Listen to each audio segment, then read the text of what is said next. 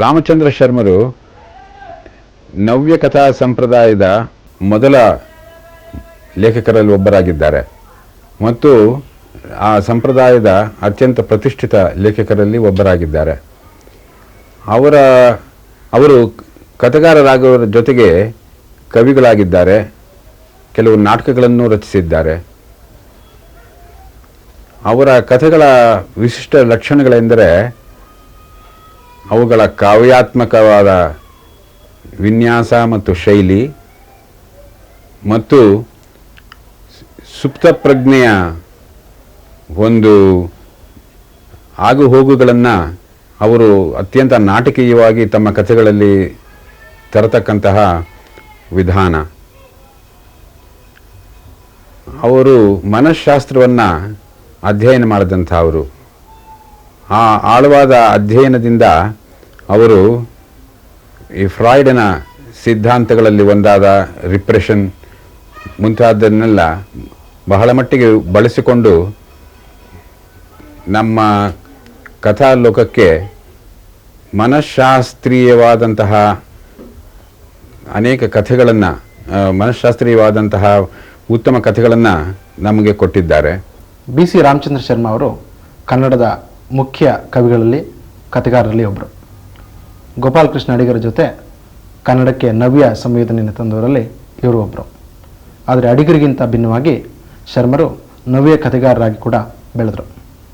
ಶರ್ಮರ ಕತೆ ಮತ್ತು ಕವಿತೆಗಳಲ್ಲಿ ಒಂದು ಸಾಮ್ಯ ಇದೆ. ಅವರು ಕವಿತೆಗಳನ್ನು ಕಟ್ಟುವ ಕ್ರಮ ಮತ್ತು ಕಥೆಗಳನ್ನು ಕಟ್ಟುವ ಕ್ರಮ ಎರಡೂ ಒಂದೇ. ಸೆರಗಿನ ಕೆಂಡ ಕಥೆಯಲ್ಲಿ ಆ ರೀತಿಯ ಕವಿತೆಯ ಬಂಧವನ್ನು ನಾವು ನೋಡ್ತಾ ಇದ್ದೇವೆ. ಸೆರಗಿನ ಕೆಂಡ ಕತೆ ಬರೆದಾಗ ರಾಮಚಂದ್ರ ಶರ್ಮಾ ಅವರು ಪ್ರಾಯಶಃ ಇನ್ನೂ ಸೈಕಾಲಜಿಸ್ಟ್ ಆಗಿರಲಿಲ್ಲ. ಆದರೆ ಈ ಕಥೆಯಲ್ಲಿ ಬರುವ ಒಬ್ಬ ಒಡೆದ ವ್ಯಕ್ತಿತ್ವದ ಹೆಂಗಸಿನ ಪಾತ್ರವನ್ನು ಚಿತ್ರಿಸುವಾಗ, ಅಂದರೆ ಯಾವುದನ್ನು ಮನಃಶಾಸ್ತ್ರಜ್ಞರು ಸ್ಕಿಟ್ಜೋಫ್ರೆನಿಕ್ ಸ್ಪ್ಲಿಟ್ ಅಂತ ಕರೀತಾರೆ, ಆ ರೀತಿಯ ಪಾತ್ರವನ್ನು ಚಿತ್ರಿಸುವಾಗ ಶರ್ಮರು ಪ್ರಯತ್ನಿಸಿರೋದು ಒಬ್ಬ ಮನಃಶಾಸ್ತ್ರಜ್ಞನ ರೀತಿಯಲ್ಲೇ ಆ ಪಾತ್ರವನ್ನು ಅವರು ಪ್ರವೇಶಿಸಿದ್ದಾರೆ. ಈ ಸೆರಗಿನ ಕೆಂಡ ಅನ್ನುವ ಕಥೆಯನ್ನು ನನ್ನ ಜೊತೆಗೆ ಅಧ್ಯಾಪಕರಾಗಿದ್ದವರು ಹೇಳಿದರು. ನನಗೆ ಯಾವತ್ತೂ ಕೂಡ ಈ ಮನಃಶಾಸ್ತ್ರದಲ್ಲಿ ಮತ್ತು ಒಬ್ಬ ಮನುಷ್ಯನ ಚಹರೆಯನ್ನು ನಿರ್ಧಾರ ಮಾಡತಕ್ಕಂಥ ಮನಸ್ಸಿನ ವ್ಯಾಪಾರಗಳಲ್ಲಿ ತುಂಬ ಆಸಕ್ತಿ. ಅವರು ಹೇಳಿದ್ದ ಕತೆ ಪ್ರಧಾನವಾಗಿ ವಯಸ್ಸಾದ ಮೇಲೆ ಒಬ್ಬಾಕೆ ಬೆಳೆಸ್ಕೊಂಡ ಪಾಪ ಪ್ರಜ್ಞೆಯ ಬಗ್ಗೆ ಅಂತ ಅನ್ನಿಸ್ತು. ಇದರಲ್ಲಿ ಹಿಂದೆ ನಡೆದಂತಹ ಒಂದು ಪ್ರಸಂಗ ಆ ಪಾತ್ರದಲ್ಲಿ ಒಂದು ಪಾಪ ಪ್ರಜ್ಞೆಯನ್ನು ಉದ್ರೇಕಿಸಿ ಅದರ ಮೂಲಕ ಅವಳ ಮನಸ್ಸಿನ ಚಡಪಡಿಸುವುದನ್ನು ಅವರು ಅದರಲ್ಲಿ ಬಹಳ ನಾಟಕೀಯವಾಗಿ ಚಿತ್ರಿಸಿದ್ದಾರೆ. ಸೆರಗಿನ ಕೆಂಡ ಎನ್ನುವ ಒಂದು ಶೀರ್ಷಿಕೆಯೇ ಎಷ್ಟು ಕಾವ್ಯಾತ್ಮಕವಾಗಿ, ಎಷ್ಟು ನಾಟಕೀಯವಾಗಿ, ಎಷ್ಟು ಮನೋವಿಜ್ಞಾನಾತ್ಮಕವಾಗಿ ಆ ಕತೆ ಮುಂದಕ್ಕೆ ಸಾಗ್ತಾ ಇದೆ ಎನ್ನುವುದನ್ನು ಅದು ತೋರಿಸುತ್ತದೆ. ನನ್ನ ಮನಸ್ಸಿನಲ್ಲಿ ಆ ಕಾಲದಲ್ಲಿ ಇದ್ದ ಒಂದೇ ಯೋಚನೆ ಅಂತಂದರೆ, ಒಂದು ಕಥೆಯ ವಸ್ತುವಿಗೆ ತಕ್ಕ ಹಾಗೆ ಅದರಲ್ಲಿ ಬಳಕೆಯಾದ ತಂತ್ರವಿರಬೇಕು. ಇಲ್ಲದೆ ಹೋದರೆ ವಸ್ತು ಮತ್ತು ತಂತ್ರ ಎರಡು ಭಿನ್ನ ಭಿನ್ನವಾಗಿ ಒಂದು ಇನ್ನೊಂದಕ್ಕೆ ಸಂಬಂಧವೇ ಇಲ್ಲ ಅನ್ನೋ ಹಾಗಿರುತ್ತದೆ.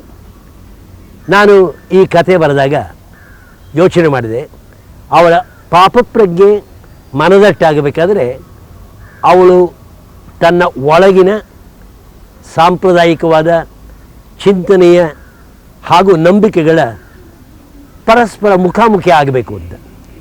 ಇದೇ ಈ ಕಥೆಯಲ್ಲಿ ನಾನು ಮಾಡಿರೋದು. ಇದಕ್ಕೆ ಸರಿಯಾಗಿ ಅವಳ ಚಿಕ್ಕಂದಿನ ಜೀವನದ ಒಂದು ಘಟನೆಯನ್ನು ತಗೊಂಡು ಆ ಘಟನೆ ಹೆಡೆ ಎತ್ತದೇ ಇದ್ದದ್ದು 20-30 ವರ್ಷಗಳಾದ ಮೇಲೆ ಆಕೆಯಲ್ಲಿ ಹೇಗೆ ಕಾಡ್ತು ಅನ್ನುವುದನ್ನು ತೋರಿಸಿದ್ದೇನೆ ಅಂತ ಅಂದ್ಕೊಂಡಿದ್ದೇನೆ. ಈ ಕಥೆಯ ಕೇಂದ್ರದಲ್ಲಿ ಮೀನಾ ಎನ್ನುವ ಒಬ್ಬ ಹೆಂಗಸಿದ್ದಾಳೆ. ಹಾಗೆ ನೋಡಿದರೆ ಅವಳು ಅತ್ಯಂತ ಸಹಜವಾದ ಹೆಣ್ಣು. ಯಾಕೆಂದರೆ ತನ್ನ ಇಷ್ಟಕ್ಕೆ ವಿರುದ್ಧವಾಗಿ ಒತ್ತಾಯದಿಂದ ಮದುವೆಯಾದ ಗಂಡನ ಬಿಟ್ಟು ಅತ್ಯಂತ ಸಹಜವಾಗಿ ತನಗೆ ಪ್ರೀತಿಪಾತ್ರವಾದ ಒಬ್ಬ ಗಂಡಿನ ಜೊತೆ ಬದುಕೋದಕ್ಕೆ ಅವಳು ಪ್ರಯತ್ನಿಸ್ತಾ ಇದ್ದಾಳೆ. ಇಲ್ಲಿ ಅವಳ ಘರ್ಷಣೆ ಆರಂಭ ಆಗೋದು. ಈ ಕಥೆಯ ಆರಂಭದಲ್ಲಿ ಶರ್ಮಾ ಅವರು ಹರಿಕತೆಯ ಒಂದು ಸನ್ನಿವೇಶವನ್ನು ತಂದಿರೋದು ಬಹಳ ಕುತೂಹಲಕರ. ಯಾಕೆಂದರೆ ಹರಿಕತೆಯ ಈ ಮೀಡಿಯಂ ಏನಿದೆ ಇದು ಭೂತಕಾಲದಿಂದ ಬಂದ ಮೌಲ್ಯಗಳನ್ನು, ಸಾಂಪ್ರದಾಯಿಕ ಮೌಲ್ಯಗಳನ್ನು ಬಿತ್ತುವ ಒಂದು ಸಾಧನ. ತನ್ನ ಭೂತಕಾಲವನ್ನು ತಪ್ಪಿಸ್ಕೊಳ್ಳೋದಕ್ಕೆ ಮೀನಾ ಲಲಿತಮ್ಮ ಆಗ್ತಾಳೆ. ತನ್ನ ಹೆಸರನ್ನು, ತನ್ನ ವ್ಯಕ್ತಿತ್ವವನ್ನು ಬಿಟ್ಟು ಹೊಸ ವ್ಯಕ್ತಿತ್ವವನ್ನು ಪಡೆಯೋದಕ್ಕೆ ಪ್ರಯತ್ನಿಸ್ತಾ ಇದ್ದಾಳೆ. ಆದರೆ ಆ ಮೀನಾ ಸ್ವಲ್ಪ ಗಟ್ಟಿಯಾಗಿದ್ದಿದ್ರೆ ಆ ಹೊಸ ವ್ಯಕ್ತಿತ್ವವನ್ನು ಪಡೆಯೋದಕ್ಕೆ ಸಾಧ್ಯ ಆಗ್ತಾ ಇತ್ತು. ಆದರೆ ಆ ವ್ಯಕ್ತಿತ್ವದಲ್ಲಿರುವ ಮೀನಾ ಮತ್ತು ಲಲಿತಮ್ಮನ ಘರ್ಷಣೆ ಅಂದರೆ ಭೂತ ಮತ್ತು ವರ್ತಮಾನದ ಘರ್ಷಣೆ. ಇಬ್ಸನ್ ಅನ್ನುವ ನಾಟಕಕಾರ ಒಂದು ಮಾತನ್ನು ಹೇಳ್ತಾನೆ, ನೀವು ವರ್ತಮಾನದಲ್ಲಿ ಬದುಕಬೇಕಾದ್ರೆ ಮತ್ತು ಭವಿಷ್ಯತ್ತಿಗೆ ಮುನ್ನುಗ್ಗಬೇಕಾದ್ರೆ ಭೂತದ ಪಾಪ ಪ್ರಜ್ಞೆಯಿಂದ ತಪ್ಪಿಸಿಕೊಳ್ಳೋದು ಅನಿವಾರ್ಯ ಅಂತ. ದುರಂತ ಅಂದರೆ ನಮ್ಮ ಮನಸ್ಸುಗಳು ಈ ರೀತಿಯ ಫಾರ್ಮುಲಾಗಳ ಮೂಲಕ ಮಾತಾಡೋದಿಲ್ಲ, ಫಾರ್ಮುಲಾ ಮೂಲಕ ನಡೆಯೋದಿಲ್ಲ. ಇದು ಲಲಿತಮ್ಮನ ದುರಂತಕ್ಕೆ ಕೂಡ ಕಾರಣ. ಈ ಸೆರಗಿನ ಕೆಂಡವನ್ನಾಗಲಿ ಅಥವಾ ನಾನು ಆ ಕಾಲದಲ್ಲಿ ಬರೆದ ಬೇರೆ ಕಥೆಗಳನ್ನಾಗಿ ನೋಡಿದರೆ ನಾವು ಹೇಗೆ ಕಥೆಯನ್ನು ಹೇಳುವಾಗ ಏಕಮುಖದ ರೀತಿಯಲ್ಲಿ ಹೇಳೋಕ್ಕೆ ಹೋಗೋದಿಲ್ಲ. ಇವತ್ತಿನ ಒಂದು ಘಟನೆಯನ್ನು ನೆನಪಾಗಿ ನಾಳೆ ಉಪಯೋಗಿಸ್ಕೋತೀವಿ, ನಾಳೆ ಆಗಬಹುದಾದನ್ನು ಕನಸಾಗಿ ಇವತ್ತೇ ಉಪಯೋಗಿಸ್ತೀವಿ. ಅಂದರೆ ಕಾಲ ಕೂಡ ಒಂದು ಥರ ಜಂಬಲ್ಡ್ ಅಪ್ ಅಂಶ ಅನ್ನುವುದನ್ನು ಈ ಕಥೆ ಸಮರ್ಥಿಸುತ್ತೆ.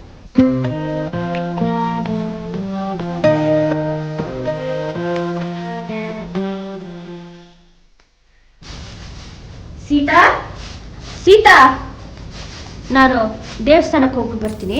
ಇನ್ನು ತಿಂಡಿನೇ ತಿಂದಿಲ್ವಲ್ಲಮ್ಮ? ದೇವಸ್ಥಾನಕ್ಕೆ ಹೋಗ್ತಾ ಯಾರಾದ್ರೂ ತಿಂಡಿ ತಿಂತಾರೇನೆ? ಸರಿ, ನಿನ್ನ ಗಂಡನಿಂದ ಏನಾದರೂ ಕಾಗ್ದ ಬಂತ? ಇನ್ನು ಪೋಸ್ಟೇ ಬಂದಿಲ್ವಲ್ಲಮ್ಮ? ನಿನ್ನನ್ನು ಮಗುನ ಯಾವತ್ತೋ ಬಂದು ಕರ್ಕೊಂಡು ಹೋಗ್ಬೇಕಿತ್ತು. ಸರಿ, ನಿನ್ನ ಮಗಳಿಗೂ ಅವ್ರಿಗೂ ತಿಂಡಿ ಕೊಡು, ನಾನು ಹೋಗ್ಬಿಟ್ಟು ಬರ್ತೀನಿ.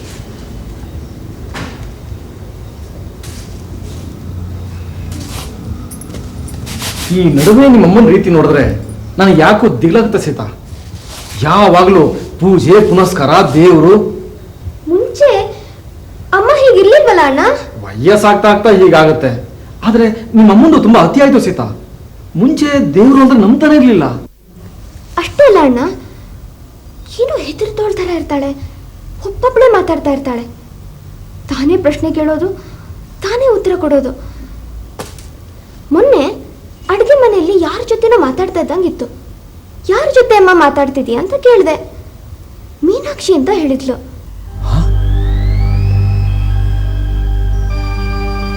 ಮೀನಾಕ್ಷಿನ? ಹೌದು. ಯಾಕಣ್ಣ, ಏನಾಯ್ತು? ಯಾಕಣ್ಣ? ಯಾಕೂ ಇಲ್ಲಮ್ಮ. ನಿಮ್ ಗಂಡನಿಗೆ ಕಾಗದ ಬರ್ದಿಯಮ್ಮ? ಅವತ್ತೇ ಬರ್ದೆ ಅಣ್ಣ. ಊರಲ್ಲಿದ್ದಾರೋ ಇಲ್ವೋ, ಇನ್ನು ಜವಾಬೇ ಬಂದಿಲ್ಲ. ನಿಮ್ ಗಂಡನೂ ಬರ್ಲಿಲ್ಲ, ಕಾಗದನೂ ಬರ್ಲಿಲ್ಲ ಅನ್ನೋದೇ ದೊಡ್ಡ ಯೋಚನೆ ಆಗೋಗ್ಬಿಟ್ಟಿದ್ಯಮ್ಮ ಅವಳಿಗೆ.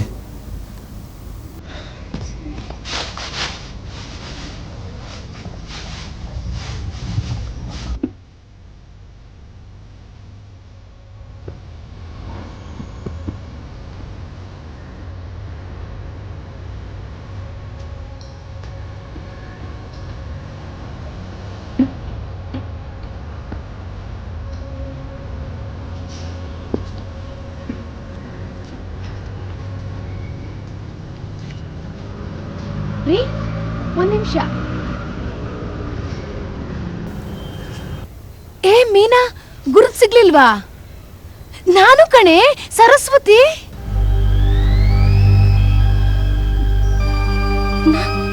ನಾನ್ ಮೀನಾ ಅಲ್ಲ. ನನ್ನ ಹೆಸರು ಲಲಿತಮ್ಮ ಅಂತ. ನೀವು ಯಾರು ಅಂದ್ರೆ? ಓ, ಲಲಿತಮ್ಮ ಅಂತಲಾ? ನಾನು ಸರಸ್ವತಿ ಅಂತ. ಕ್ಷಮಿಸ್ಬಿಡಿ ಲಲಿತಮ್ಮ. ಇದೇನು ವಿಚಿತ್ರ ಅಂತೀನಿ. ನನಗೆ 50 ವರ್ಷಕ್ಕೆ ಅರಳು ಮರಳು ಬರೋದು ಅಂದ್ರೇನು? ನಿಮ್ಮನ್ನು ಆಗಲೇ ನೋಡಿದಾಗ ಮೀನಾಕ್ಷಿ ಥರನೇ ಕಾಣಿಸಿದ್ರಿ. ನಮ್ಮೂರಲ್ಲಿ ಮೀನಾಕ್ಷಿ ಅಂತ ಒಬ್ಳಿದ್ಲು, ಸ್ವಲ್ಪ ನಿಮ್ಮ ಥರನೇ ಇದ್ಲು. ನಿಮ್ಮನ್ನು ಅವಳು ಅಂದ್ಕೊಂಡ್ಬಿಟ್ಟೆ. ತಪ್ಪು ತಿಳ್ಕೊಬೇಡಿ. ಪರವಾಗಿಲ್ಲ ಬಿಡಿ. ಮೀನಾಕ್ಷಿ ಅಂದ್ರಲ್ಲ, ಯಾರದು? ನಾನು ಅವಳು ಜೊತೆಗೆ ಬೆಳೆದಿದ್ದು. ಮದುವೆನೂ ಆಗಿತ್ತು, ನಮ್ಮೂರಿನ ಅಮಲ್ದಾರನ ಮಗನ ಜೊತೆ. ಮದುವೆ ಸ್ವಲ್ಪ ದಿನಕ್ಕೆ ಅದೇನಾಯ್ತೋ ಏನೋ, ಯಾವನ ಜೊತೆಗೋ ಓಡ್ ಹೋದ್ಲು. ಬೆಂಗಳೂರಲ್ಲೇ ಇದ್ದಾಳಂತೆ ಅವನ ಜೊತೆ. ಎಷ್ಟು ನಿಜನೋ ಎಷ್ಟು ಸುಳ್ಳು ಆ ದೇವ್ರಿಗೆ ಗೊತ್ತು. ಬದುಕಿದಾಳೋ ಅಥವಾ ಅವನ್ನೂ ಬಿಟ್ಟು ಇನ್ನವನ ಜೊತೆ ಓಡ್ ಹೋದ್ಲೋ, ಕಂಡೋರು ಯಾರಮ್ಮ. ತಪ್ಪು ತಿಳ್ಕೊಳ್ಬೇಡಿ. ಆದರೂ ನೀವು ಮೀನಾನೇ ಅಂತ ನನಗನ್ಸುತ್ತೆ. ಬರ್ತೀನಿ. ಬರ್ತೀನಿ ಸರ್.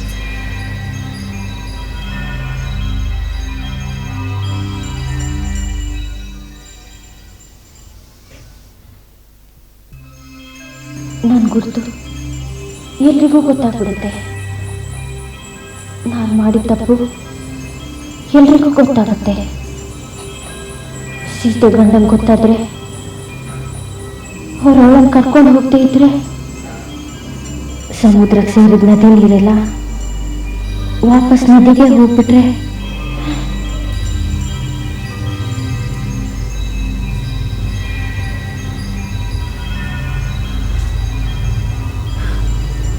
ಸೀತಾ, ಸೀತಾ, ಏನಾಯ್ತಮ್ಮ?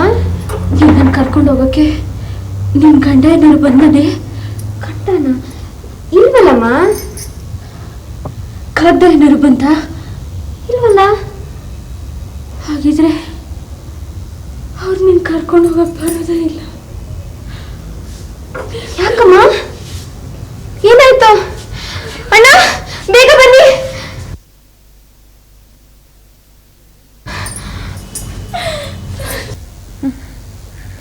ಲಲಿತಾ, ಲಲಿತಾ, ಏನಾಯ್ತು? ಸೀತಣ್ಣ ಒಳಗಂಡ ಕರ್ಕೊಂಡು ಹೋಗೋದೇ ಇಲ್ಲ. ಯಾಕಮ್ಮ? ಏನೇನೋ ಮಾತಾಡ್ತಿದ್ಯಲ್ಲ? ಸೀತಾ, ನೋಡು, ಸಮುದ್ರದಲ್ಲಿ ನೀರು ಹೇಗೆ ಬತ್ತೋಗ್ತಾ ಇದೆ ಅಂತ. ಯಾರು ಕುಡಿದೋದ್ರು ಪುರಾಣದಲ್ಲಿ ಹೇಳ್ದಾಗೆ. ಅಜ್ಜಿ, ಏನಾಯ್ತಜ್ಜಿ? ಸೀತಾ, ಮನೇಲಿ ನಿಂಬೆ ಹಣ್ಣಿದ್ರೆ ಒಂದು ಲೋಟ ಪಾನಕ ಮಾಡಿ ತಗೊಂಬಮ್ಮ, ಎಲ್ಲ ಸರಿ ಹೋಗುತ್ತೆ. ಸರಿ ಹೋಗುತ್ತಾ? ಒಂದು ಲೋಟ ಪಾನಕ ಸುರಿದ್ರೆ ಸಮುದ್ರ ತುಂಬುತ್ತಾ? ಸಮುದ್ರಕ್ಕೆ ನೀರು ತನ್ನ ನದಿಗಳು ನೀರನ್ನೆಲ್ಲ ವಾಪಸ್ ತಗೊಂಡು ಹೊರಟು ಸರಸ್ವತಿ ಸಿಕ್ಕಿದ್ಲಲ್ಲ, ಅವಾಗ್ಲೇ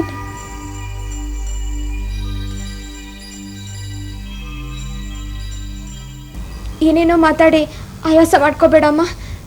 ಈಗ ಪಾನಕ ತರ್ತೀನಿ.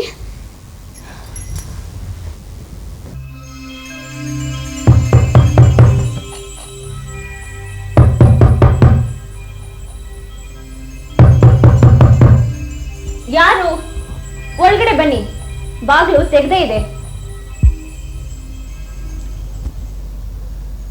ಮೀನಾ, ಚಂದ್ರು, ನೀನು ಯಾಕೆ ಇಲ್ಲಿ ಬಂದೆ? ಯಾರು ನೋಡಿದ್ರೆ? ಯಾರು ನೋಡ್ದೆ ನಮ್ಗೇನು ಮೀನಾ? ನಾನು ಬರ್ತಿದ್ಕಾಗ್ದ ಬಂದು ಸೇರ್ತಾ ಮೀನಾ? ಮನೆಯಲ್ಲಿ ಯಾರೂ ಇಲ್ಲ? ನಿಮ್ಮತ್ತೆ, ಮಾವ, ನಿನ್ನ ಗಂಡ ಯಾರು ಊರಲ್ಲಿಲ್ಲ, ಎಲ್ಲ ತುಮಕೂರ್ಗೆ ಹೋಗಿದ್ದಾರೆ. ನಾಳೆ ನಮ್ಮ ಚಿಕ್ಕ ಮಾವನ ಮಗನ ಮದುವೆ ಇದೆ. ಮತ್ತೆ ನೀನು ಕಾಗದದಲ್ಲಿ ಬರ್ತೀನಿ ಅಂತ ಬರ್ತಿದ್ಯಲ್ಲ, ಅದಕ್ಕೆ ಏನೋ ಕಾರಣ ಹೇಳಿ ತಪ್ಪಿಸ್ಕೊಂಡೆ. ಆದರೂ ನೀನು ಇಲ್ಲಿಗೆ ಬರಬಾರ್ದಾಗಿತ್ತು ಚಂದ್ರು. ಯಾಕೆ ಮೀನಾ, ನಾನು ಬಂದಿದ್ದು ನಿಮ್ಗೆ ಇಷ್ಟ ಆಗಲಿಲ್ವಾ? ಹಾಗೆ ಯಾಕೆ ಮಾತಾಡ್ತೀಯ ಚಂದ್ರು? ನನ್ನ ಮನಸ್ಸೇನು ಅಂತ ನಿನಗೆ ಗೊತ್ತಿಲ್ವಾ? ನಾನು ಅದಕ್ಕೆಲ್ಲ ಹೇಳಿದ್ದು. ನನಗೀಗ ಮದುವೆ ಆಗಿದೆ. ನೀನು ಕಾಗ್ದ ಬರಿಬಾರ್ದಾಗಿತ್ತು, ಇಲ್ಲಿಗೆ ಬರಲೂಬಾರ್ದಾಗಿತ್ತು. ನೀನು ಅಷ್ಟೇ, ಮದುವೆ ಆಗಬಾರ್ದಾಗಿತ್ತು. ನಿಜ, ಆಗ್ಬಾರ್ದಾಗಿತ್ತು.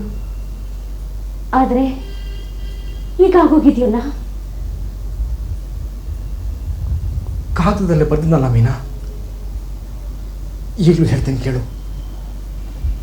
ನಿನ್ನ ಬಿಟ್ಟು ನನಗೆ ಬದುಕಿರೋಕ್ಕೆ ಸಾಧ್ಯ ಇಲ್ಲ. ಅದು ನಿಮಗೂ ಚೆನ್ನಾಗಿ ಗೊತ್ತು. ನನ್ನ ಬಿಟ್ಟು ನಿನಗೂ ಇರೋಕ್ಕೆ ಸಾಧ್ಯ ಇಲ್ಲ. ಅದು ನನಗೂ ಚೆನ್ನಾಗಿ ಗೊತ್ತು. ಎಷ್ಟು ದಿನ ಮೀನಾ ಈ ಆತ್ಮವಂಚನೆ? ನನ್ನ ಮಾತು ಕೇಳು, ಬಂದ್ಬಿಡು ನನ್ನ ಜೊತೆ.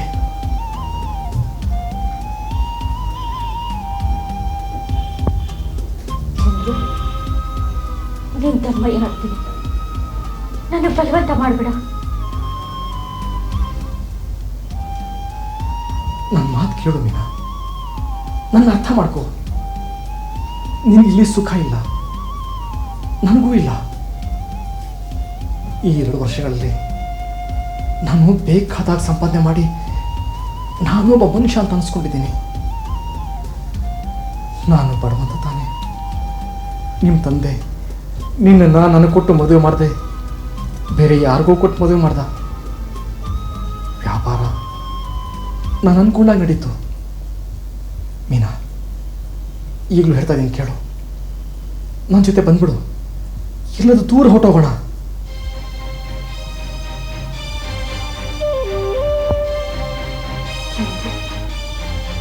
ನಿನ್ ತಮ್ಮಯ್ಯ ಅಂತ ನನಗೆ ಆಸೆ ತೋರಿಸ್ಬೇಡ, ಮಾಡಬೇಡ ಚಂದ್ರು. ಇಷ್ಟು ಬೇಗ ಮರ್ತ್ಬಿಟ್ಟಿಯ ಮೀನಾ? ಹೋದ ವರ್ಷ ಬಂದಾಗ ನೀನೇ ತಾನೇ ಹೇಳಿದ್ದು ನಾವಿಬ್ಬರು ಸೇರಿ ಎಲ್ಲಾದರೂ ದೂರ ಹೊಟ್ಟೋಗೋಣ ಅಂತ.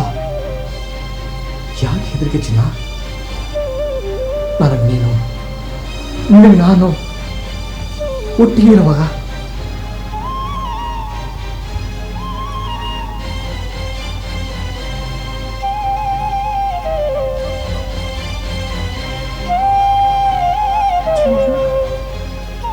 ಆದ್ರೂ ನನಗೆ ಹೆದರಿಕೆ ಚಂದ್ರು. ಯಾರು ಹೆದರಿಕೆ ಚಿನ್ನ? ಈ ಸಮಾಜದಿಂದ ದೂರವಾಗಿ ಬೆಂಗಳೂರಲ್ಲೋ ಬೊಂಬಾಯಲ್ಲೋ ಬದುಕೋಣ. ಅಕ್ಕಪಕ್ಕದವರಿಗೆ ನಾವು ಗಂಡ ಹೆಂಡತಿಯನ್ನು ಹಾಗೆ ಬದುಕ್ತಾ ಇದ್ರೆ ಅನುಮಾನ ಬರೋದಿಲ್ಲ. ಮೀನಾ,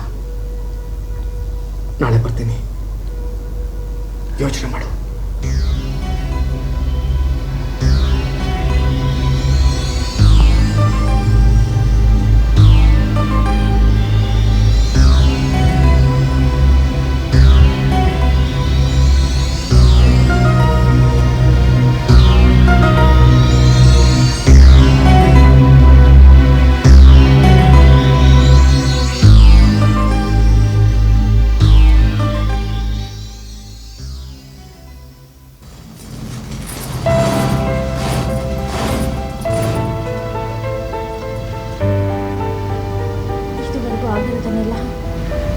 ಮಾಡಿರೋದಾದ್ರೂ ಹೇಗೆ ಚಂದ್ರು? ಒಂದು ಗಳಿಗೆ ನಿಜ ಅನ್ನೋ ಹಾಗಿರೋ ಕನಸನ್ನ ನಾವು ಮರೆಯೋದಿಲ್ವಾ? ಇದುವರೆಗೂ ಆಗಿದ್ದಿಲ್ಲ ಕೆಟ್ಟ ಕನಸು. ಆದಷ್ಟು ಬೇಗ ಅದನ್ನೆಲ್ಲ ಮರ್ತು ಬಿಡೋಣ. ನಾನು ನೀನು ಬೇರೆ ಊರಿಗೆ ಹೋಗಿ ಹೆಸರು ಬದಲಾಯಿಸ್ಕೊಂಡು ಬದುಕೋಣ.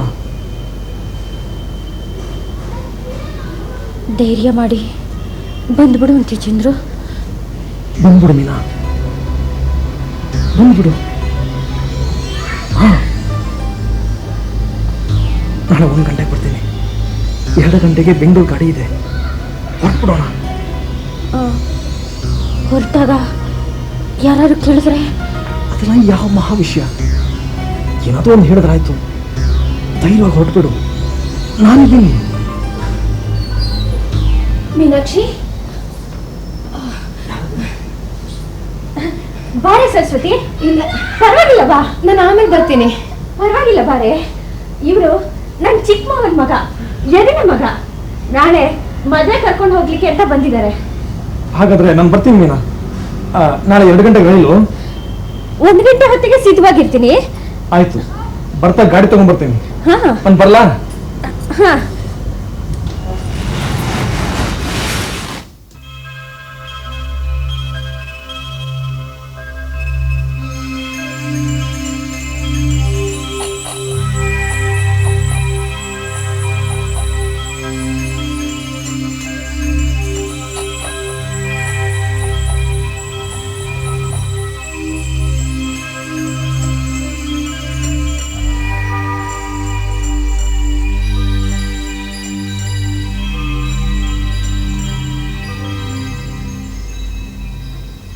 ಚಂದ್ರು, ಬಂದೆ.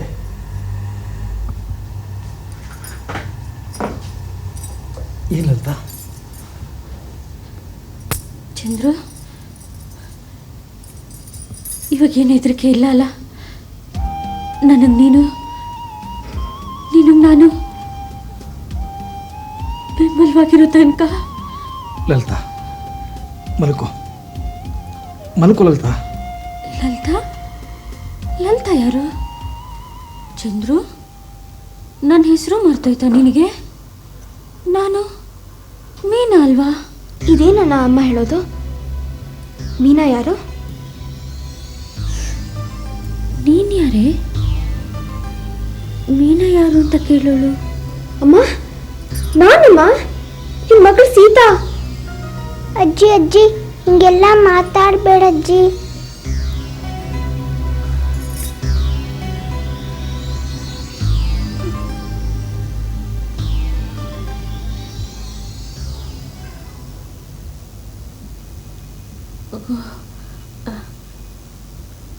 ಸೀತಾ, ಸೀತಾ, ನನಗೆ ಯಾಕೋ ಒಂಥರ ತಲೆ ತಿರುಗ್ದಂಗೆ ಆಗ್ತಾ ಇದೆ.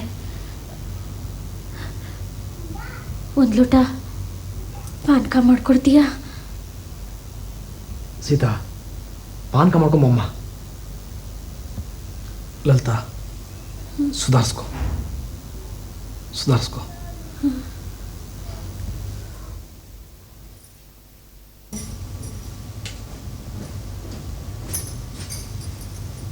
ಪಾನಕ ತಗೋಮ್ಮ. ಪಾನಕ.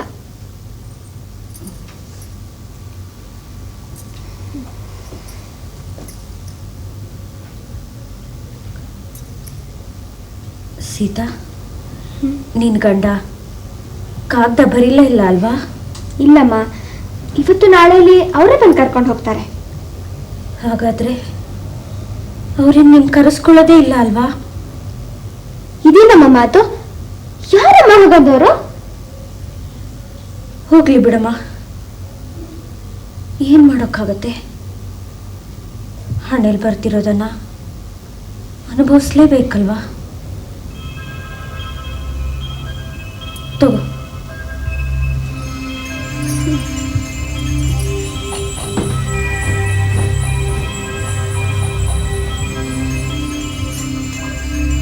ನಾನು ಮಾಡಿದ ಪಾಪಕ್ಕೆ ಅವ್ರಿಗೆ ನೀನು ಕರೆಸ್ಕೊಳ್ಳೋದಿಲ್ಲ.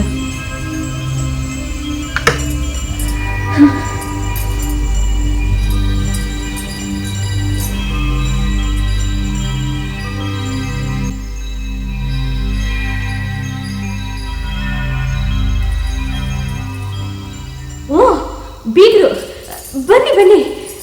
ಸೀತಾ, ಸೀತಾ, ನೋಡಮ್ಮ ಯಾರು ಬಂದಿದ್ದಾರೆ ಅಂತ. ನಿನ್ನ ಅತ್ತೆ, ಮಾವ, ನಿನ್ನ ಗಂಡ ಎಲ್ಲರೂ ಬಂದಿದ್ದಾರೆ ಕಣೆ, ನಿನ್ನನ್ನು ಕರ್ಕೊಂಡು ಹೋಗೋದಕ್ಕೆ. ಕ್ಷಮಿಸಿ, ಅದಕ್ಕಲ್ಲ ನಾವು ಬಂದಿದ್ದು. ನಮ್ಮ ಸೊಸೆ ತಂದೆ ತಾಯಿಗೆ ಮದುವೆನಾಗಿಲ್ವಂತೆ.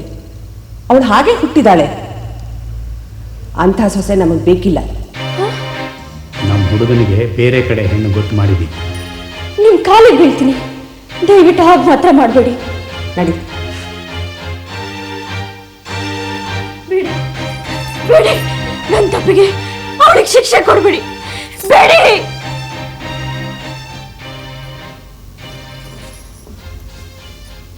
ಏನಾಯ್ತಮ್ಮ?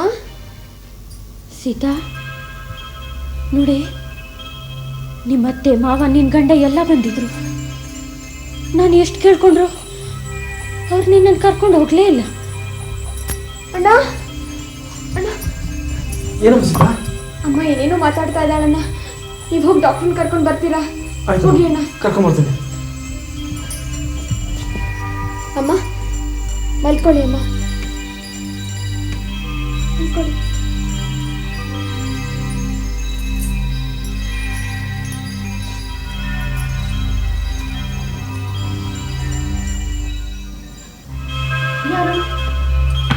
ಯಾರದು? ಯಾರು ನೀವು? ಯಾರು ಅಂತ ಗೊತ್ತಾಗ್ಲಿಲ್ವಾ? ನಾನು ಯಮ. ನೀನು ಸತ್ತ ಮೇಲೆ ನನ್ನ ಹತ್ರನೇ ಬರೋದು. ನೀನು ಮಾಡಿದ ಪಾಪಕ್ಕೆ ಪ್ರಾಯಶ್ಚಿತ್ತ ಏನು ಗೊತ್ತಾ? ನಿನ್ನನ್ನ ಸೀತಾ ಸೀತಾ, ನನ್ನನ್ನು ಬಿಡಿಸು ಸೀತಾ. ಚಂದ್ರು ಚಂದ್ರು, ಲಲಿತಾ ಏನಾಯ್ತು? ನೋಡಿ ಮಲ್ಕೊ, ನೋಡಿ ಮಲ್ಕೊ, ಮಲ್ಕೊಳ್ತಾ. ಏನೂ ಆಗಿಲ್ಲ, ಸಮಾಧಾನವಾಗಿದೆ, ಏನೂ ಆಗಿಲ್ಲ.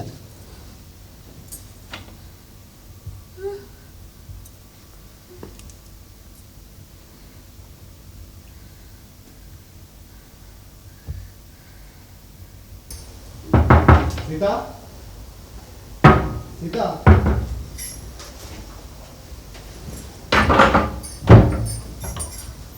ಯಾವಾಗ ಬಂದ್ರಿ? ಈಗ ತಾನೇ ಬರ್ತಾ ಇದ್ದೀನಿ. ನಾಳೆ ನೀನು ಕರ್ಕೊಂಡು ಹೋಗೋಣ ಅಂತ ಬಂದಿದ್ದೀನಿ. ಅಮ್ಮನಿಗೆ ನಿಮ್ದೇ ಯೋಚನೆ ಆಗ್ಬಿಟ್ಟಿತ್ತು ಗೊತ್ತಾ? ಅಣ್ಣ ಅಣ್ಣ, ನನ್ನನ್ನು ಕರ್ಕೊಂಡು ಹೋಗಕ್ಕೆ ಬಂದಿದ್ದಾರೆ. ಒಂದು ಕಾಗದ ಬರಬಾರ್ದಾಗಿತ್ತಾ? ಲಲಿತಾಗಿ ನಿಮ್ದೇ ಯೋಚನೆ ಆಗ್ಬಿಟ್ಟಿದೆ. ಅದು ಬನ್ನಿ ಬಾಮ್ಮ, ಕರ್ಕೊಂಬಮ್ಮ. ಲಲಿತಾ, ಯಾರು ಬಂದಿದ್ದಾರೆ ನೋಡು? ಸೀತರಿಗಂಡ ಕೃಷ್ಣಮೂರ್ತಿ ಬಂದಿದ್ದಾರೆ. ಓ ಕೃಷ್ಣಮೂರ್ತಿ, ಅಂತೂ ಬಂದೇನಪ್ಪ. ನಿನ್ನ ತಮ್ಮಯ್ಯ ಅಂತೀನಿ. ನನ್ನ ಮಗಳು ಸೀತನ್ ಕರ್ಕೊಂಡು ಹೋಗ್ತೀಯ ತಾನೆ? ಕರ್ಕೊಂಡು ಹೋಗ್ತೀನತ್ತೆ. ನೀನು ಬೇರೆ ಮದುವೆ ಮಾಡ್ಕೊಳ್ಳಲ್ಲ ತಾನೆ? ನಾನ್ಯಾಕೆ ಬೇರೆ ಮದುವೆ ಮಾಡ್ಕೊಳ್ಳಿ? ಮಾಡ್ಕೋತೀಯಾ?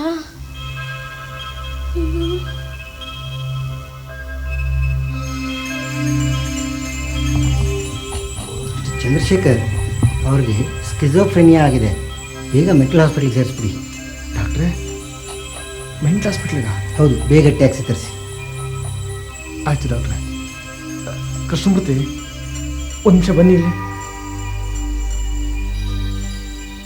ಒಂದು ಟ್ಯಾಕ್ಸಿ ತೊಗೊಂಡ್ಬರ್ತೀರಾ? ಮೆಂಟಲ್ ಹಾಸ್ಪಿಟ್ಲಿಗೆ ಅಂತ ಹೇಳಿ. ಸರಿ ಮಾವಯ್ಯ.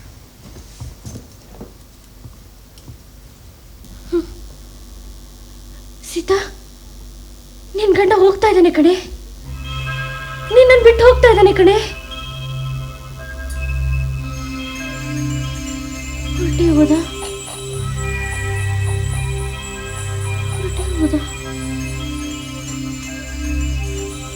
ನಿನ್ನನ್ನು ಕರ್ಕೊಂಡು ಹೋಗ್ಲೇ ಇಲ್ಲ.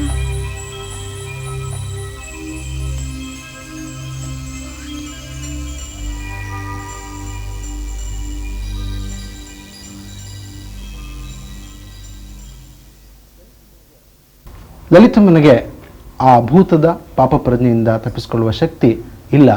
ಈ ಭೂತ ಅನ್ನೋದು ಬಿಡಲಾಗದ ಸೆರಗಿನ ಕೆಂಡದ ಹಾಗೆ ಅವಳನ್ನು ಸುಡ್ತಾ ಇದೆ. ಪ್ರಾಯಶಃ ರಾಮಚಂದ್ರ ಶರ್ಮಾ ಅವರು ಇವತ್ತು ಸೆರಗಿನ ಕೆಂಡ ಕಥೆಯನ್ನು ಬರೆದಿದ್ದರೆ ಆ ಲಲಿತಮ್ಮನಿಗೆ ಹೊಸ ದಾರಿಯನ್ನು, ಆಧುನಿಕ ದಾರಿಯನ್ನು ಪ್ರಾಯಶಃ ಸೂಚಿಸ್ತಾ ಇದ್ರು ಏನೋ. ಆದರೆ 1954ರಲ್ಲಿ ಬಂದ ಕಥೆ ಇದು, ಮೊದಲ ನವ್ಯ ಕಥೆ ಇದು. ನವ್ಯ ಕಥೆ ಅನ್ನೋದು, ನವ್ಯ ಸಂವೇದನೆ ಅನ್ನೋದು ಇನ್ನೂ ಗಟ್ಟಿಯಾಗಿ ಇರದೇ ಇದ್ದ ಕಾಲದಲ್ಲಿ ಬಂದ ಈ ಕತೆ ಅಂದು ನವ್ಯ ಕಥೆ ಹುಟ್ಟುವುದನ್ನು ಸೂಚಿಸ್ತಾ ಇರೋದ್ರಿಂದ ಈ ಕಥೆಗೆ ಒಂದು ಮಟ್ಟದ ಚಾರಿತ್ರಿಕ ಮಹತ್ವ ಅಂತೂ ಇದ್ದೇ ಇದೆ.